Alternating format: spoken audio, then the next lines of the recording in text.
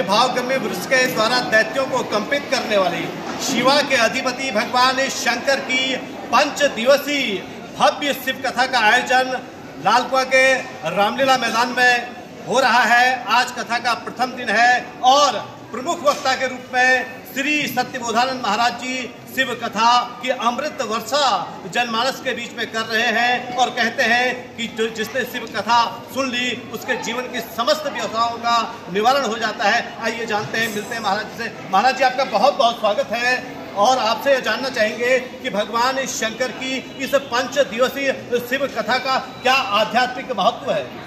हम सभी का उद्देश्य हम यही है कि इस 5 दिवसीय जो शिव कथा में सब भक्तों का कल्याणकारी जो शिव कथा है, ये सभी पुराणों में जो महापुराण शिव पुराण है उसके श्रवण मात्र से हमारा उद्धार हो जाता है।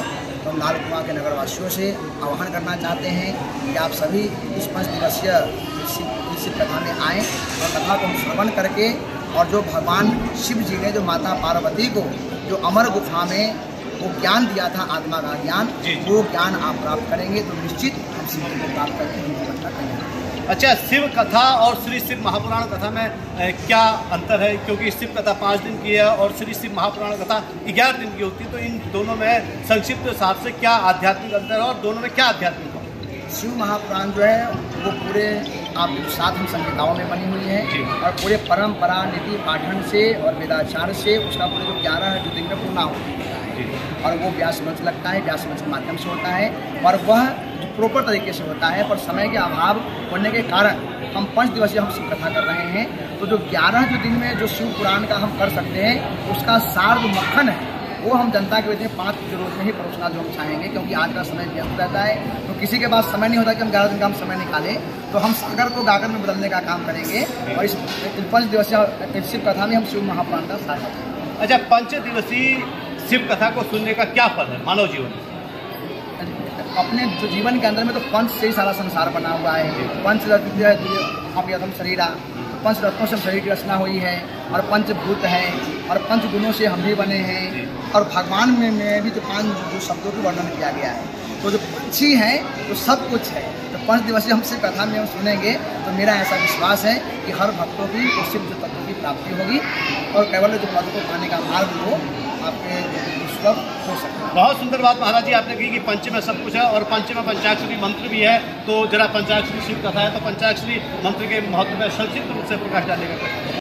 देखिए, पंच मंत्र जो कि आपके मतलब आपका यही है कि आत्मा ज्ञान जो है वो हमारे जो पंचभूतों से बना हुआ है और भगवान जो कृष्ण जो गीता में हम यही कहते हैं कि अर्जुन सब शास्त्रों को पढ़ लेने के बाद भी अगर आत्मा को हम नहीं जाने तो सब कुछ अधूरा है। तो ये 5 दिवसीय शिव कथा के माध्यम से जो हमारे ये 5 कर्मेंद्रिय है, 5 ज्ञानेंद्रिय है, 11वां मन है, 12वां बुद्धि है, उससे जो परे जो शिव तत्व हैं उसको हम 5 कर्म इंद्रियों से उसको जान सकते हैं और उसके लिए हमें प्रयास करना पड़ेगा।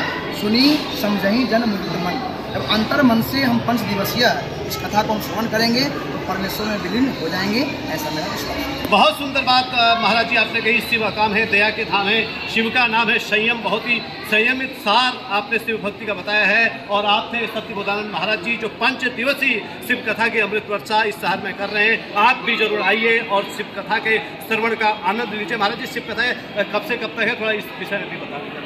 आज कलश यात्रा से हमने प्रारंभ किया था और आज हम 1 बजे हम विराम कर दिए हैं। तो कल हम 2 बजे से हम 7 बजे तक प्रतिदिन शिव कथा चलेगा और 7 तारीख को मतलब उसका पलायन आपके लिए किया जाएगा। तो सभी भक्तों से निवेदन करते हैं, आप भी पत्रकार बंधुओं से हमारा आग्रह है कि आप अधिक से अधिक की संख्या में आकर के 2 बजे से 7 बजे तक आप आकर के। बहुत बहुत धन्यवाद महाराज।